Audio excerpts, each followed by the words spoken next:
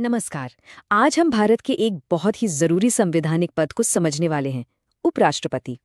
ये कहानी है एक तरह से उस अल्टीमेट बैकअप की जो ये पक्का करता है कि देश के सबसे ऊंचे पद की कुर्सी कभी कभी भी खाली न रहे। चलिए इसे ऐसे समझते हैं। मान लीजिए कि भारत एक बहुत बड़ा परिवार है। अब क्या होगा अगर इस परिवार का जो मुखिया है वो अचानक से कहीं चला जाए या काम न कर पाए, तो फिर परिवार को कौन संभालेगा? ये एक बड़ा सवाल है। तो इसी सवाल का जवाब हमारे संविधान बनाने वालों ने बहुत पहले ही सोच लिया था। उन्होंने तय किया कि इस परिवार को एक उप मुखिया की जरूरत है, या कहें तो एक छोटे पापा की। कोई तो ऐसा होना चाहिए ना जो मुखिया के न रहने पर सारी जिम्मेदारियां उठा सके, और बस यहीं से उपराष्ट्रपति पद की नींव पड़ी। तो चलिए जरा गहराई में उतरते हैं और इस पद की संवैधानिक जड़ों को समझते हैं। मतलब आखिर ये पद बनाया ही क्यों गया और कौन है जो इस पद पर बैठ सकता है? देखिए, इस पूरी व्यवस्था की शुरुआत होती है आर्टिकल 63 से। ये आर्टिकल बिल्कुल साफ साफ कहता है भारत का एक उपराष्ट्रपति होगा। मतलब ये कोई ऑप्शन नहीं है, ये एक मैंडेटरी कॉन्स्टिट्यूशनल रिक्वायरमेंट है। इसका सीधा मतलब ये हुआ कि ये पद कभी खाली नहीं रह सकता, हमेशा कोई ना कोई इस पद पर रहेगा। अच्छा, तो इस पद की जिम्मेदारियां क्या-क्या हैं? अब यहाँ एक दिलचस्प बात है। उपराष्ट्रपति की एक नहीं बल्कि दोहरी भूमिका होती है ना इंटरेस्टिंग? चलिए एक एक करके दोनों को समझते हैं। तो पहली भूमिका तय करता है आर्टिकल 64। इसके हिसाब से उपराष्ट्रपति राज्यसभा के सभापति होते हैं। माने संसद का जो अपर हाउस है उसकी सारी बैठकों को वही प्रिजाइड करते हैं। और हाँ, एक बहुत ही अहम पावर है इनके पास।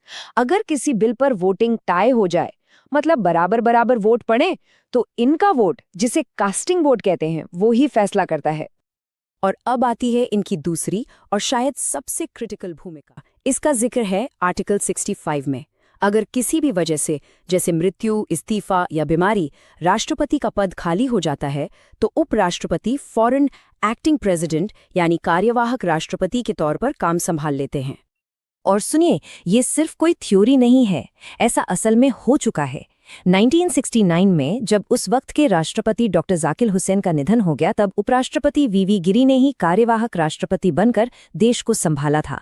इस घटना ने साबित कर दिया कि हमारे संविधान का ये सेफ्टी नेट कितना मजबूत और कारगर है।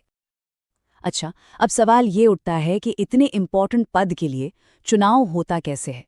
कौन चुनता है इन्हें और इनका कार्यकाल कितना होता है?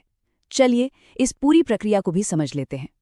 चुनाव की जो पूरी प्रक्रिया है वो आर्टिकल 66 में दी गई है। उपराष्ट्रपति को एक इलेक्टोरल कॉलेज चुनता है, और इस कॉलेज में सिर्फ और सिर्फ संसद के सदस्य होते हैं, यानी लोकसभा और राज्यसभा के सभी एमपीज। इसमें विधायकों का कोई रोल नहीं होता। चुनाव का तरीका होता है प्रोपोर्शनल रिप्रेजेंटेशन, और वोटिंग गुप्त मतदान से होती है।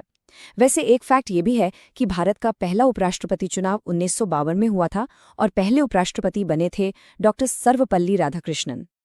यहीं पर एक बहुत बड़ा और जरूरी फर्क समझना होगा।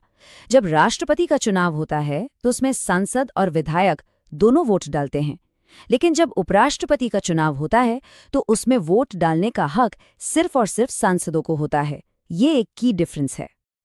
अब आते हैं आर्टिकल 67 पर, जो इनके कार्यकाल और इनको पद से हटाने की प्रक्रिया के बारे में बताता है। उपराष्ट्रपति का कार्यकाल होता है 5 साल का, और इन्हें हटाने का जो प्रोसेस है वो भी काफी यूनिक है। इसकी शुरुआत सिर्फ राज्यसभा ही कर सकती है, लोकसभा नहीं। तो इन्हें हटाने का प्रोसेस 3 स्टेप्स में होता है। स्टेप 1, प्रस्ताव सिर्फ और सिर्फ राज्यसभा में लाया जाएगा। स्टेप 2, राज्यसभा को इसे इफेक्टिव मेजॉरिटी यानी प्रभावी बहुमत से पास करना होगा। और स्टेप 3, इसके बाद ये प्रस्ताव लोकसभा में जाएगा, जिसे बस एक सिंपल मेजॉरिटी यानी साधारण बहुमत से इस पर सहमत होना होता है। ठीक है, ये तो हुई नॉर्मल बातें, लेकिन क्या हो अगर कोई इमरजेंसी वाली सिचुएशन आ जाए? मान लीजिए पद अचानक खाली हो गया या चुनाव को लेकर ही कोई झगड़ा हो जाए। इसके लिए भी संविधान में नियम बिल्कुल साफ हैं। यहाँ 2 जरूरी नियम हैं। पहला, आर्टिकल 68, ये कहता है कि अगर उपराष्ट्रपति का पद उनकी मृत्यु या इस्तीफे से खाली हो जाता है तो 6 महीने के अंदर अंदर चुनाव करवाना ही होगा। दूसरा नियम है आर्टिकल 69। इसके मुताबिक उपराष्ट्रपति को पद की शपथ भारत के राष्ट्रपति दिलाते हैं। लेकिन सोचिए, एक ऐसी सिचुएशन भी तो हो सकती है जब बड़े पापा और छोटे पापा, मतलब राष्ट्रपति और उपराष्ट्रपति दोनों ही ना हों। तब क्या होगा? तब देश का नेतृत्व किसके हाथ में जाएगा? इसका जवाब हमें मिलता है आर्टिकल 70 और इतिहास की एक असल घटना से। संविधान कहता है कि ऐसी किसी भी अनफोर्सीन सिचुएशन के लिए संसद कानून बना सकती है, और 1969 में बिल्कुल यही हुआ था।